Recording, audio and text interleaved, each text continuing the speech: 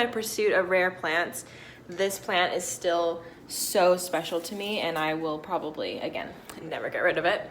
A plant that I might get rid of, but I'm not sure yet. I always go through this with this plant, like wanting to get rid of it. This Ficus altissima, it's very beautiful, but it is trouble, let me tell you. So no leaf drop so far since I brought it in, but honestly, who knows with this one? It could just completely decide to hate me. But I have put them on this little chest that I had in my little office guest room, and all of my sewing stuff is in that chest. But I needed something to lift them off of the floor because it would look really silly to just have them sitting on the floor. I need to take these plants down. I'm gonna let Leo hang out outside for a bit, and yep, we're gonna do this.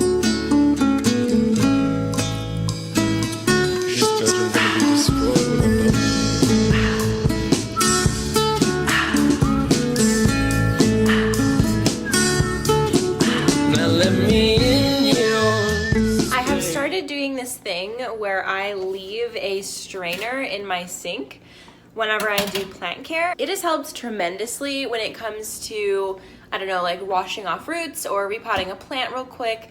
I basically just do the dirty work in this strainer, and it grabs all of the big pieces that can't go down the sink.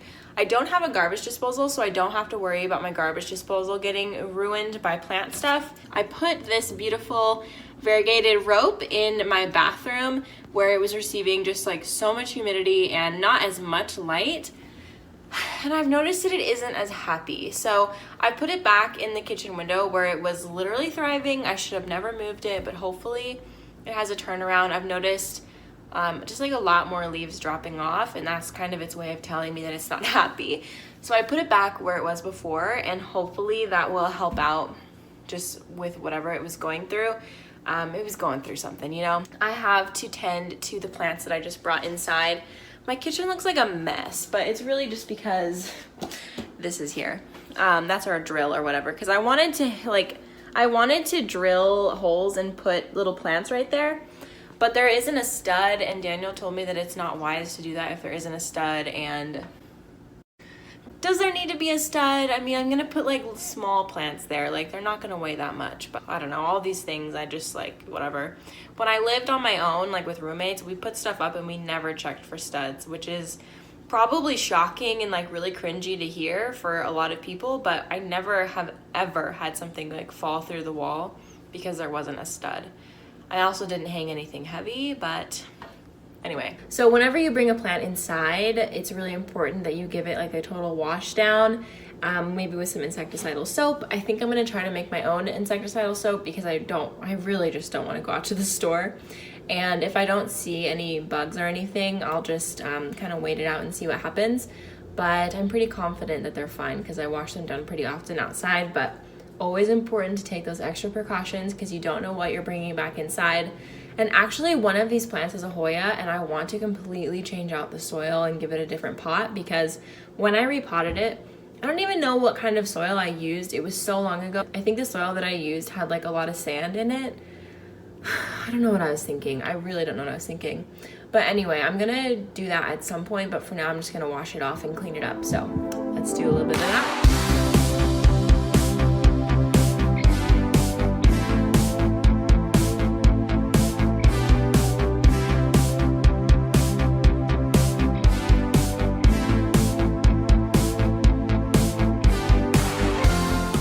So those plants are all figured out. If you saw in my bathroom, I used to have this shelf hanging up in the bathroom. It fell again. I'm almost finished with it. Like, I thought that this would be such a good idea. I decided that I would try and hang one of them on this window because this windowsill is such a great windowsill, but it's so full, and it's full of like little plants, and I want to get them off of the windowsill because I don't like the way that clutter looks. So yeah, now I'm gonna hang up that little window shelf and we will see what I can do with it. Hopefully, I'm trying a different method this time because I long ago stopped trusting the suction cups. So I'm gonna try out something else and see if it works.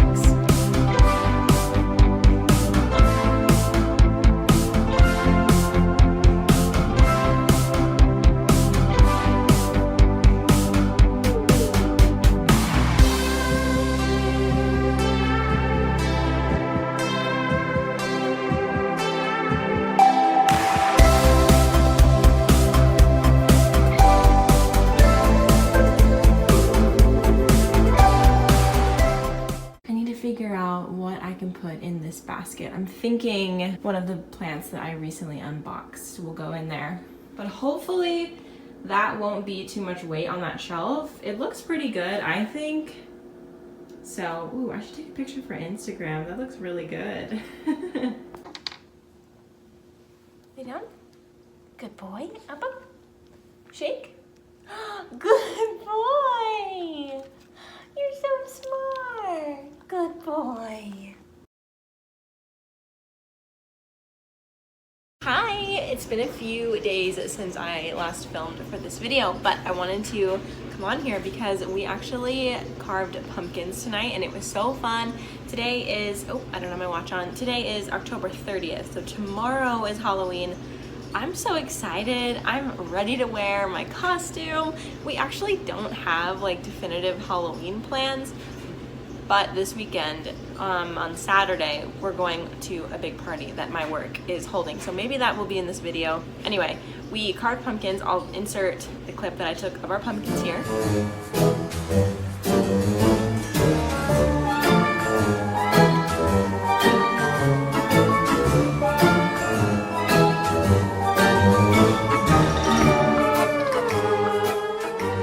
In family tradition, I am going to take the seeds and roast them because delicious, incredible, all of the amazing adjectives.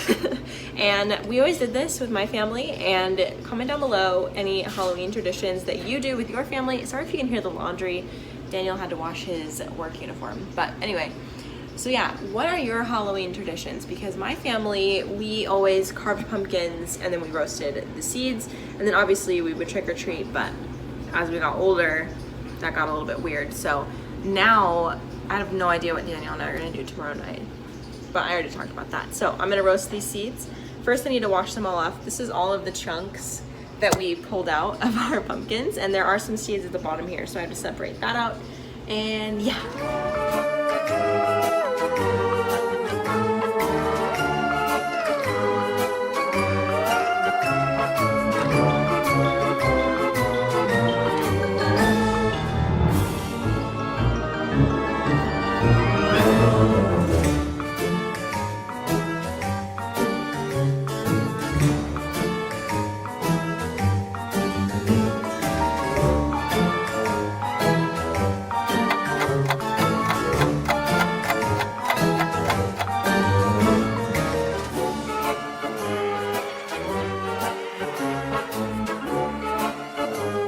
So I put salt, pepper, olive oil, and everything but the bagel seasoning from Trader Joe's. The everything but the bagel seasoning is a little bit of a gamble. I have no idea what that is going to taste like on a pumpkin seed, but I have a feeling it'll be good because that seasoning is good on literally everything. It's still a little, it's like bubbling or crisping a little bit. All right.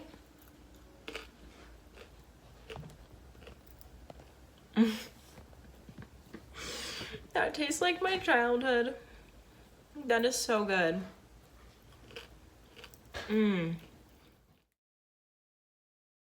All right, so we are on the way to the company Halloween party. Very exciting. It was a little bit of a chore to get us dressed, a little bit stressful. Continue straight to stay on North Craycroft Road. A little bit stressful with the hair. I had to redo it, and I ended up making sock buns instead of just... Continue on North Craycroft Road for 1.5 miles. And Daniel, he has some pretty fun outfit details I'll have to share with you. This shirt was a... thank you. This shirt was just a regular white polo. Long sleeve polo, and I tea stained it with black tea overnight, and it now has this like really weird yellow aged color. And then this is the vest that I thrifted in the video, and we pinned it so that it would be shorter. And then